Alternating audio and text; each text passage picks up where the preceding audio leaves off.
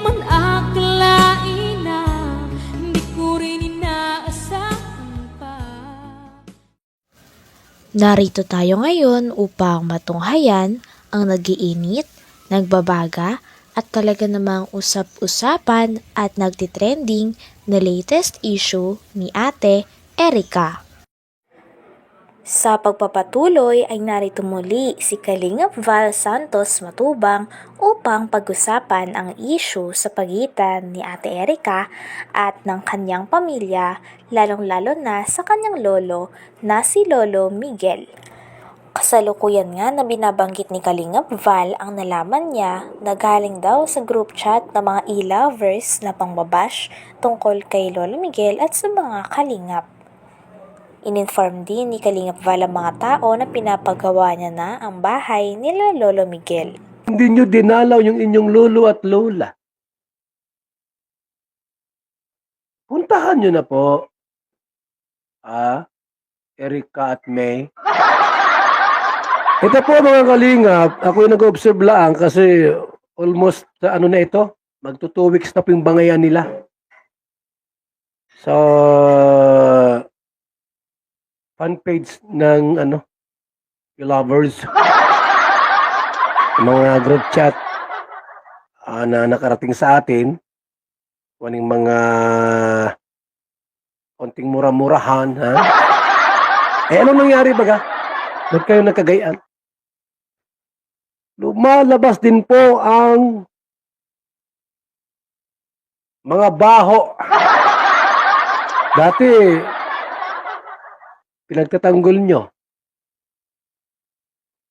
dinitipahanin nyo, at hinahangaan ninyo itong magkapatid na ito. Ngayon, ano na?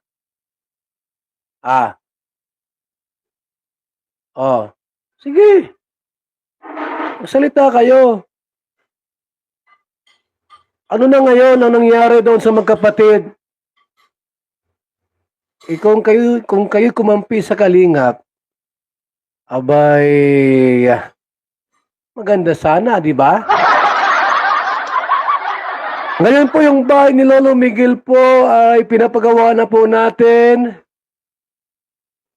Ayan, kino-construct na po yung bahay ni Lolo Migs. At ginagawa na po yung bahay ni Lolo Miguel. Kaya yung matanda ay masaya.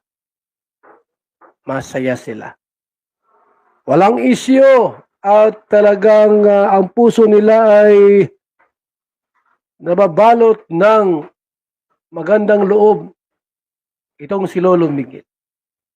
Yung dalawa dyan, ang maganda niyong gawin po ay lumapit. Humingi ng tawad sa inyong lolo at sa inyong lola. Sapagkat Grabe at makikita nga dito sa reaction video na pinapanood ni Kalingap Val na mayroon daw mga screenshots na nagkalat at mga nangyayari at kitang-kita nga dito at kumalat sa mga netizens ang pag-uusap ng mga e-lovers patungkol sa Kalingap at kay Lolo Miguel. Talagang napakalaki at napakainit nga ng balita na ito. Mga kalingap, yan. Para doon sa mga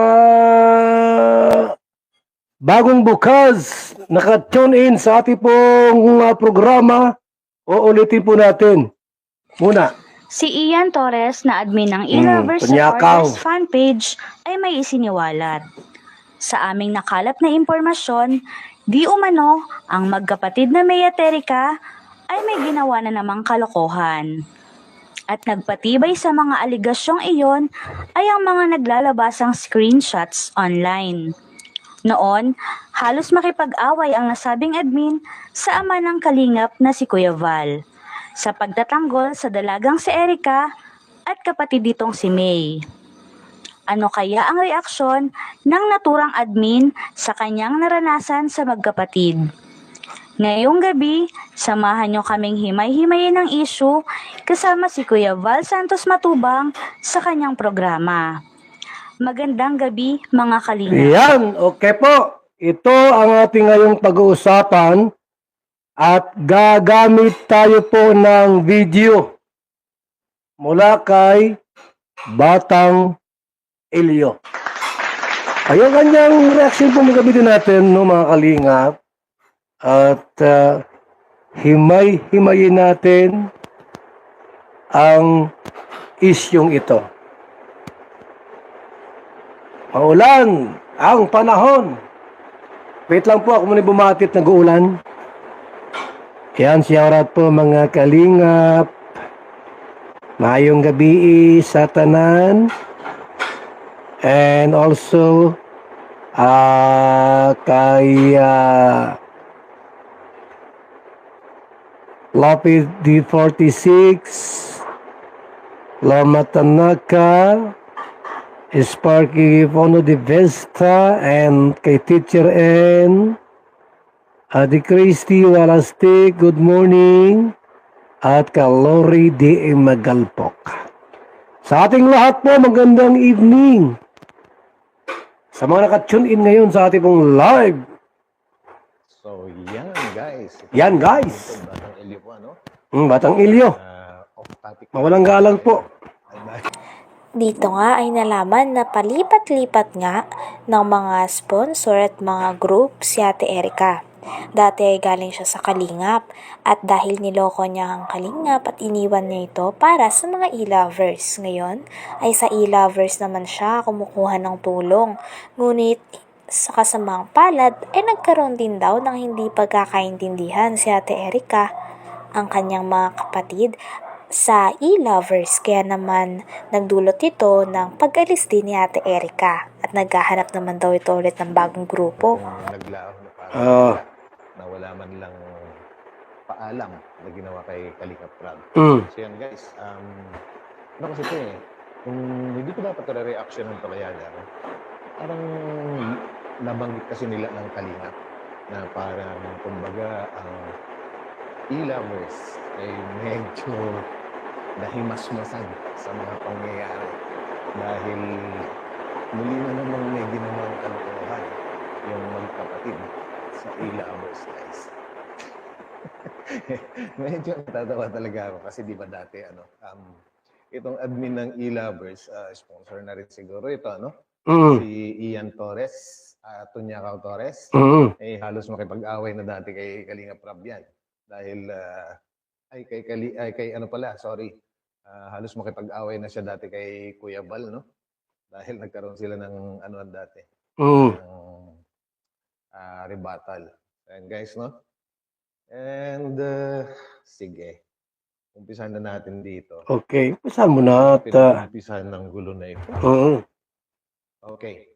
Meron kasing nagtanong, ibig niyo po bang sabihin wala na po sila magkapatid sa e-lovers? Ayan Sayang din. Okay. So, ang sagot naman po ni admin at sponsor na rin, umalis na po sila.